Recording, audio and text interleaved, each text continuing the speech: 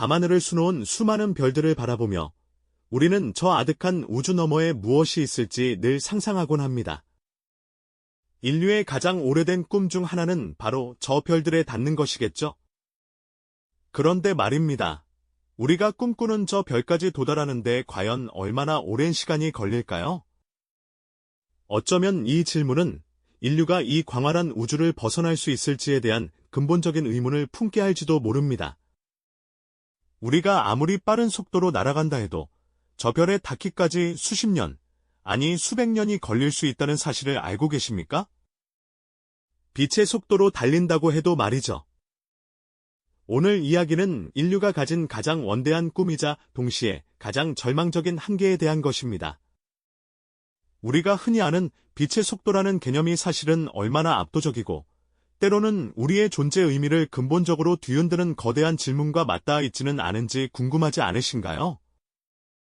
단순한 과학적 호기심을 넘어 인류의 운명과 밀접하게 연결된 이 거대한 질문 속으로 지금부터 함께 탐구의 여정을 떠나볼까요? 자, 그럼 먼저 빛의 속도, 그 압도적인 현실부터 마주해볼 시간입니다. 빛은 1초에 약 30만 킬로미터라는 상상하기조차 어려운 속도로 우주를 가로지르죠. 지구 안에서는 눈 깜짝할 사이에 모든 곳을 휘젓고 다닐 경이로운 속도지만 이 놀라운 속도가 우주적 스케일에서는 얼마나 느려지는지 체감해 보신 적 있으신가요? 어두운 우주 공간을 단숨에 가로지르는 한 줄기 빛을 상상해 보세요. 지구에서 가장 가까운 천체인 달까지 빛이 도달하는 데 걸리는 시간은 고작 1.28초에 불과합니다. 정말 눈 깜짝할 새죠. 하지만 우리 태양계 안으로 조금 더 들어가 보면 이야기는 사뭇 달라집니다. 우리 태양의 빛이 화성까지 가는 데는 약 12분 40초가, 목성까지는 무려 43분 20초 이상이 소요됩니다. 심지어 태양계의 가장 바깥 행성인 해왕성까지는 빛조차 4시간이 넘게 걸려야 도착할 수 있습니다. 경이로움이 점차 우주적 스케일의 압도감으로 변해가는 순간이죠. 실제로 인류가 보낸 탐사선들을 보면 이 압도적인 스케일을 더욱 실감할 수 있습니다. 1977년에 발사된 보이저 1호는 무려 40년이 넘는 시간 동안 우주를 항해하여 지금은 태양계를 벗어난 성간 공간에 진입했죠. 하지만 빛의 속도와 비교하면 그 여정은 한없이 느린 걸음마에 불과합니다. 보이저 1호의 속도는 빛의 속도에 비하면 1만 7천분의 1밖에 되지 않으니까요. 뉴호라이즌스호 역시 명왕성까지 도달하는 데 9년 반이 걸렸지만 빛은 같은 거리를 4시간 25분 만에 주파했습니다. 이처럼 우주의 광활함 앞에서 빛의 속도는 더 이상 경이로운 절대 속도가 아닌 그저 답답할 정도로 느린 속도처럼 느껴지기 시작합니다. 이제 태양계를 벗어나 저 멀리 밤하늘의 별까지 가는 길을 상상해볼까요? 우리에게는 시간과 거리라는 거대한 벽이 가로막고 있습니다. 가장 가까운 별인 프록시마 센타우리는 약 4.2광년 떨어져 있다고 합니다. 광년이라는 단위 자체가 빛이 1년 동안 나아가는 거리를 의미하니 빛의 속도로 날아가도 4년 3개월 이상이 걸린다는 뜻이죠. 4년 3개월.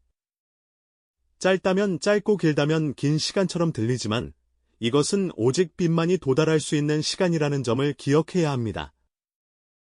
현재 인류가 만든 가장 빠른 우주선으로 프록시마 센타우리까지 가려면 글쎄요, 수만 년에서 수십만 년이 걸릴지도 모릅니다. 우리 인류의 역사 전체를 통틀어도 턱없이 부족한 시간이죠. 지금의 기술로는 도저히 도달 불가능한 시간의 벽인 셈입니다. 이쯤 되면 좌절감을 넘어 깊은 절망감마저 밀려오지 않으시나요?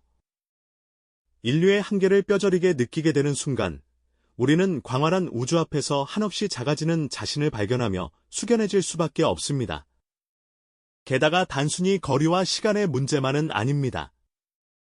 아인슈타인의 상대성 이론에 따르면 빛의 속도에 가까워질수록 시간은 느리게 흐른다는 시간 지연, 타임 다일레이션 현상이 발생합니다. 우주선 안의 시간은 바깥의 시간보다 더 천천히 가는 것이죠. 이는 우리가 단순히 빠르게 날아가는 것만으로는 별에 닿는 문제를 해결할 수 없다는 것을 시사합니다. 시간 자체의 개념이 왜곡되는 이 심오한 물리학적 현상은 인류의 우주 탐사에 또 다른 복잡한 층위를 더하며 별까지 가는 길이 단순히 멀리 떨어져 있다는 사실을 넘어 시간의 본질과 끊임없이 씨름해야 하는 숙제임을 보여줍니다. 그래요. 시간 지연 현상은 우주여행의 복잡성을 한층 더 심화시킵니다. 우주선이 빛의 속도에 가까워질수록 그 안에 탄 승객들이 느끼는 시간과 지구에 남은 사람들의 시간은 전혀 다르게 흐르게 되죠. 마치 고요한 강물 위를 떠가는 배 안의 사람과 강변에 서 있는 사람의 시간 감각이 다른 것처럼 말입니다. 목적지에 도착했다고 생각하는 승객과 이미 수많은 세월이 흘렀음을 아는 지구인들처럼요. 결국 인류의 꿈은 단순히 별에 도달하는 것을 넘어 시간의 흐름이라는 거대한 장벽까지 기어이 극복해야 하는 숙명적인 도전 앞에 놓인 셈입니다. 그렇다면 왜 빛의 속도가 이토록 넘을 수 없는 절대적인 벽으로 존재하는 걸까요? 이 질문에 대한 답은 위대한 과학자 알베르트 아인슈타인의 상대성 이론에서 찾을 수 있습니다. 아인슈타인은 질량을 가진 어떤 물체도 빛의 속도에 도달할 수 없다고 명확히 선언했습니다. 우주의 근본적인 법칙이 그렇게 설계되어 있다는 의미죠. 마치 아무리 힘센 사람도 자신의 그림자를 앞지를 수 없는 이치와 같을까요? 상대성 이론에 따르면 어떤 물체가 빛의 속도에 가까워질수록 그 질량은 기하급수적으로 커지고 움직임을 유지하기 위해서는 무한대에 가까운 에너지가 필요하게 됩니다. 상상해보세요. 작은 돌멩이 하나를 빛의 속도로 가속시키기 위해 이 우주 전체의 에너지를 쏟아부어도 모자라다는 이야기입니다. 현재 인류가 만들 수 있는 에너지로는 꿈도 꿀 수 없는 일이죠. 이는 단순히 기술 부족으로 해결할 문제가 아닙니다. 자연의 근본 물리법칙이 우리에게 여기까지다 라고 선을 긋는 것이나 마찬가지죠. 이토록 압도적인 자연의 법칙 앞에서 우리는 경외감마저 느끼게 됩니다. 하지만 인류는 언제나 꿈을 꿉니다. 이 절대적인 속도 한계를 넘어서기 위한 기발한 상상력을 멈추지 않았죠. 공상과학 영화에 자주 등장하는 워프 드라이브나 웜홀 같은 개념들이 바로 그 대표적인 예시입니다. 워프 드라이브는 우주선을 둘러싼 시공간 자체를 인위적으로 왜곡시켜서 거대한 파도 타기를 하듯이 빛보다 빠르게 이동하는 방식이죠. 우주선은 가만히 있지만 주변 공간이 압축되고 팽창하며 나아가는 겁니다. 마치 움직이는 발판 위에 서서 이동하는 것과 비슷하다고 할 수 있을까요? 또 다른 방법으로는 웜홀이 있습니다. 이것은 우주에 멀리 떨어진 두 지점을 이어주는 지름길, 시공간의 터널을 만들어서 건너가는 방식이죠. 마치 사과 표면의 두 지점을 벌레가 파고들어 곧장 연결하는 것과 같다고 해서 웜홀이라는 이름이 붙었답니다. 이런 개념들은 정말 매력적이고 희망적인 해결책처럼 들립니다. 밤하늘의 무수한 별들이 우리에게 손짓하는 듯한 착각마저 불러일으키죠. 그러나 안타깝게도 현재 과학계의 주된 해석은 이러한 초광속 이동 방법들이 이론적으로는 가능할지 몰라도 현실 세계에서는 사실상 구현하기가 거의 불가능에 가깝다고 보고 있습니다. 워프 드라이브를 구현하려면 상상조차 어려운 엄청난 양의 음의 에너지가 필요하다고 합니다. 이 음의 에너지는 아직까지 관측되거나 인공적으로 만들어진 적 없는 미지의 물질이죠. 웜홀 역시 극도로 불안정하며 아주 짧은 순간만 존재하고 엄청난 양의 특이한 물질이 필요하다고 알려져 있습니다. 결국 인류는 빛의 속도라는 거대한 물리적 장벽과 마주하고 있습니다. 우리가 아무리 뛰어난 기술을 개발하고 기발한 상상력을 발휘해도 이 우주의 근본적인 법칙 앞에서는 한없이 겸허해질 수밖에 없는 것이죠. 별까지 가는 길은 단순히 물리적 거리가 아니라 시간과 공간, 그리고 에너지의 본질과 끊임없이 씨름해야 하는 숙명적인 여정임을 깨닫게 됩니다. 광활한 우주 속에서 우리의 존재는 얼마나 작고 또 얼마나 고립되어 있는 걸까요? 이 냉엄한 현실은 우리에게 깊은 고독감과 함께 동시에 우주에 대한 경외심을 안겨줍니다. 네, 그렇습니다. 우주는 우리에게 끝없는 경이로움을 선사하지만 동시에 우리가 넘어서기 힘든 거대한 장벽들을 보여주기도 하죠.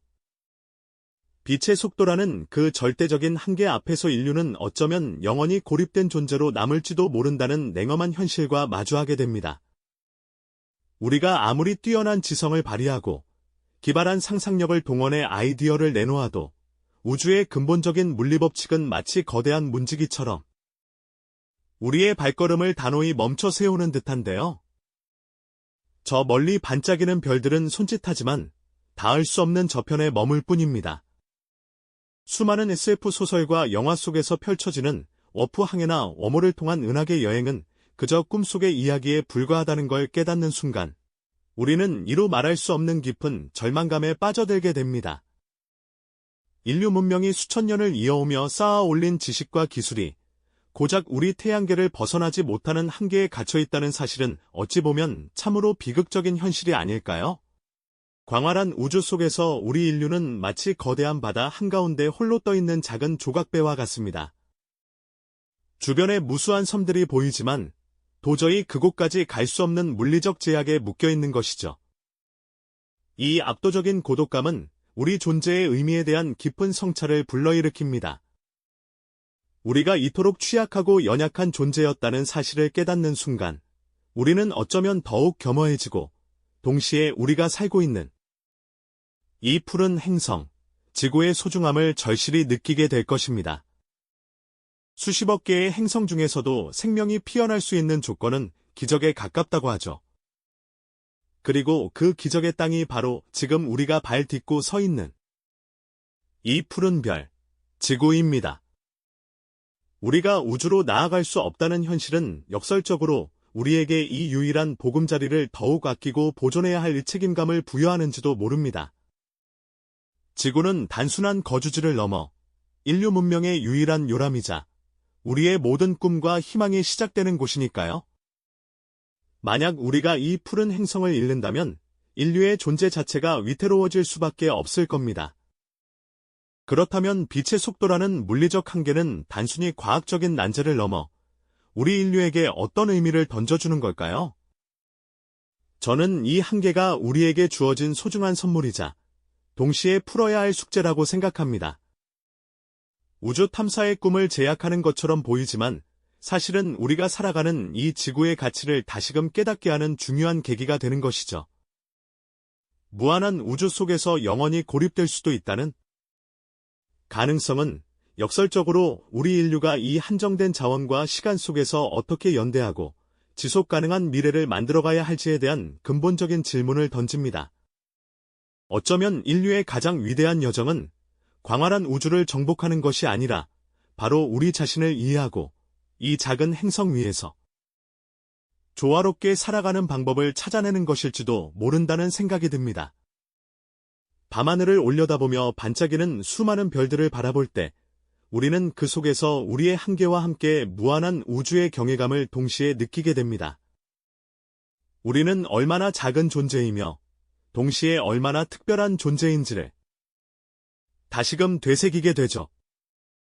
우리의 존재 의미를 끊임없이 탐구하게 만드는 이 우주의 신비는 인류에게 영원한 영감의 원천이 될 것입니다. 결국 빛의 속도라는 절대적인 벽은 우리에게 좌절감만을 안겨주는 것이 아니라 우리의 시선을 지구 안으로 돌려 인류의 연대와 지속 가능성에 대한 깊은 고민을 시작하게 합니다. 우리가 이 우주에서 영원히 고립될 수 있다는 냉엄한 진실은 지구라는 유일한 보금자리를 더욱 소중히 여기고 서로를 보듬으며 함께 나아가야 할 이유를 명확히 제시해 주는 것이죠. 그렇다면 빛의 속도라는 절대적 한계 속에서도 인류는 과연 어떤 미래를 꿈꿀 수 있을까요? 이 한계에도 불구하고 우리가 우주를 향해 던지는 또 다른 질문들은 무엇일까요? 다음 이야기에서는 이 거대한 벽 너머에서 인류가 탐구하고 있는 또 다른 우주의 신비와 가능성에 대해 함께 이야기 나눠볼까 합니다. 이 거대한 벽 너머에서 인류가 탐구하고 있는 또 다른 우주의 신비와 가능성은 과연 무엇일까요? 밤하늘을 수놓은 무수한 별들을 보며 우리는 종종 상상의 나래를 펼치곤 하죠. 빛보다 빠르게 날아가 저 멀리 미지의 행성에 도착하는 모습, 혹은 시공간을 초월하여 은하계 반대편으로 단숨에 이동하는 꿈같은 이야기들 말입니다. 과학 소설과 영화 속에서는 이미 워프 드라이브나 어몰 같은 기발한 초광속 이동 방법들이 등장하며 우리의 기대를 한껏 부풀려 놓았죠. 마치 물결을 타듯 시공간 자체를 휘어 움직이는 워프 드라이브 또는 우주의 두 지점을 이어주는 지름길인 워몰 같은 개념들은 실제로 존재한다면 인류의 우주 탐사 역사를 완전히 뒤바꿀 만한 혁명적인 기술이 될 테니까요. 하지만 상상 속에서 멋진 해법처럼 보이는 이러한 아이디어들은 현실의 물리 법칙 앞에서는 아직 요원한 이야기일 뿐입니다. 워프 드라이브를 이론적으로 구현하려면 현재 우리가 알지 못하는 음의 에너지나 이색 물질 같은 것들이 필요하다고 과학자들은 이야기하죠. 우주선 주변의 시공간을 압축하고 확장하며 나아가기 위해서는 상상조차 하기 힘든 엄청난 에너지가 요구되는데 이를 위한 기술은 아직 인류의 영역 밖에 있다는 것이 과학계의 주된 해석이기도 합니다. 워몰 역시 마찬가지예요. 이론적으로는 가능할지 모르지만 이를 안정적으로 만들고 유지하려면 블랙홀에 버금가는 막대한 중력이 필요하며 그 통로를 안전하게 지나갈 수 있을지에 대한 해답도 아직은 미지수입니다. 이처럼 인류는 빛의 속도라는 절대적인 벽을 넘어서기 위해 끊임없이 상상하고 또 노력하고 있습니다. 최첨단 연구실에서는 복잡한 수식과 이론들이 밤새도록 오가고 미래 우주선 디자인에 대한 끝없는 논의가 이어지죠. 하지만 현재까지 인류가 도달할 수 있는 가장 빠른 속도는 여전히 빛의 속도에 한참 못 미치는 수준입니다. 우리가 아무리 노력하고 상상력을 동원한다 해도 우주는 여전히 미지의 영역으로 남아 우리를 압도하는 냉엄한 현실을 직면하게 하는 것 같습니다. 광활한 우주 속에서 인류는 한없이 작고 어쩌면 고립된 존재일 수도 있다는 깨달음은 우리에게 깊은 성찰을 안겨주죠. 이러한 한계는 우리 문명이 얼마나 취약한지, 그리고 우리가 살고 있는 이 푸른 행성 지구라는 보금자리가 얼마나 소중한 유일한 터전인지 다시 한번 절실히 느끼게 합니다. 빛의 속도라는 넘을 수 없는 벽은 우주 탐사의 원대한 꿈을 제약하는 동시에 우리에게 주어진 한정된 자원과 시간 속에서 인류가 나아가야 할 방향에 대한 근본적인 질문을 던지고 있습니다. 우리가 이 우주에서 영원히 홀로 존재할 수 있다는 가능성은 역설적으로 지구 안에서의 연대와 지속 가능성에 대한 고민을 더욱 심화시키는 계기가 되는 것이죠. 밤하늘을 올려다보며 반짝이는 별들을 바라볼 때 우리는 인류의 한계와 동시에 무한한 우주에 대한 경외감을 느끼곤 합니다. 이처럼 거대한 우주 앞에서 우리의 존재 의미는 무엇이며 우리는 어디로 향해야 할까요? 빛의 속도라는 거대한 벽은 인류에게 겸손함을 가르치고 동시에 우리의 삶과 이 행성의 소중함을 일깨워주는 침묵의 스승이 아닐까 싶습니다. 언젠가 인류가 이 우주의 비밀을 완전히 풀어낼 수 있는 날이 올지는 아무도 모르지만 최소한 오늘 우리가 서 있는 이 자리에서부터 더 나은 내일을 만들어가는 것. 그것이 바로 이 거대한 우주가 우리에게 던지는 가장 중요한 메시지가 아닐까요? 이 영상이 도움이 되셨다면 좋아요와 구독 부탁드립니다. 다음 영상에서도 더 유용한 정보를 공유하겠습니다. 감사합니다.